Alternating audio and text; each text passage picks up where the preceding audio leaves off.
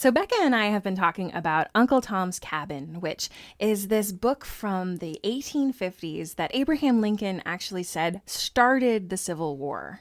So, how did this book start a war? So in this video, we'll tell you a little bit more about the plot, but in the previous video, we kind of discussed what was going on in the country at the time, and Harriet Beecher Stowe, again, was from this abolitionist family. She was really deeply affected by the Compromise of 1850 and the Fugitive Slave Act, and also by slave auctions. So this video will get a little bit more into the heart of the plot of the novel, which does have to do with the family being torn apart. All right, so what was Uncle Tom's Cabin actually about? Uncle Tom's Cabin was set on a plantation in Kentucky, and it starts out with this kind of group of slaves that are about to be sold to other plantation owners. And so Eliza and her son actually run away. They run up north, so Eliza goes up north. And Uncle Tom is sold down the river.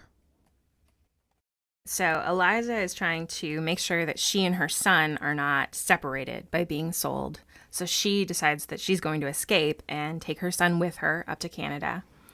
But Uncle Tom, he's not actually related to, he is sold in the opposite direction. He's getting farther away from freedom by heading down the Mississippi. When you think about the sort of geography of slavery, it's a much more urban environment in some of the more coastal areas. So you might be in Charleston, or you might even be in Baltimore as an enslaved person, and you might have a pretty high degree of freedom and also a possibility of escape, either by crossing the border or by boat. When you're sold into this sort of deep South area, you are deep in plantation country, and there might not be another soul that you could rely on to help you escape for 100, 200 miles. And I think this is really something that Harriet Beecher Stowe wants to help point out in the book, that there was this sense of doom for Uncle Tom. However, his Christian faith was the only thing that really kept him going. And he bonded with this young white woman he met, Eva, just about their Christian faith. And really reading his Bible was the thing that got him up in the morning. So where were those kind of feelings about religion coming from?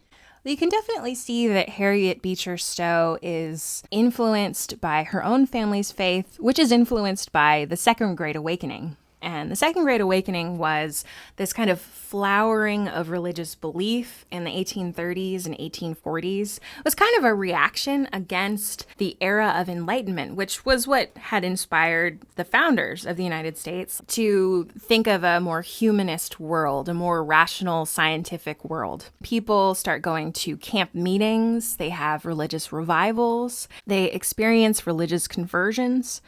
And in this time period, there's kind of a shift in thinking about God in the United States. If you think back to the Puritans, they have this incredibly punitive, sort of Old Testament destroyer God, right? One of the most famous early sermons in the United States is "Sinners in the hands of an angry God, that at any moment God might release you into the flames." Well, there's a new emphasis on Christ-like love in the early 1830s, 1840s. New interpretation of God as being forgiving and gentle, family-oriented. It's very Victorian. Where God was seen as this punisher who condemned most people to hell, in the Second Great Awakening, there's a new emphasis on a forgiving, kind, family-oriented Jesus who will save everyone. And that's very incompatible with the ideas of slavery. Exactly. And I think that Uncle Tom's Cabin can really be considered a part of the Second Great Awakening because of the way that it points out these fundamental inconsistencies and contradictions between Christian faith and human bondage. How could a religion that says, treat thy neighbor as thyself, actually sanction slavery? So Uncle Tom is kind of this martyr character, right? He is a devout believer in Christianity and the forgiveness of God right up until his very end. So how does Uncle Tom's Cabin actually end? So Uncle Tom's Cabin ends with Uncle Tom is beaten by his overseers. He's sold kind of through this chain of different slave families in the Deep South, and he ends up with just a terrible, terrible slaveholder who requests his death, actually partially because he was reading all of this religious text.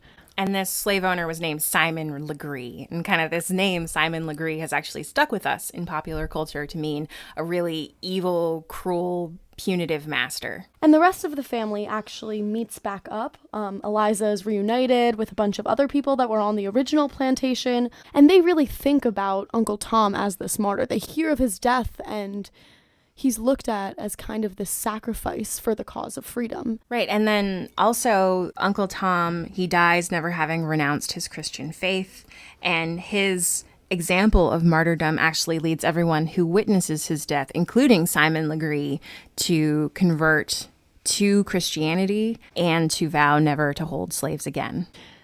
And I think the ending of the book really points out this main theme within a lot of Second Great Awakening texts, which was that if you just paid attention to how you were falling away from your Christian commitments, then you could get back on track and maybe bring people together by utilizing Christian faith in a productive and public way.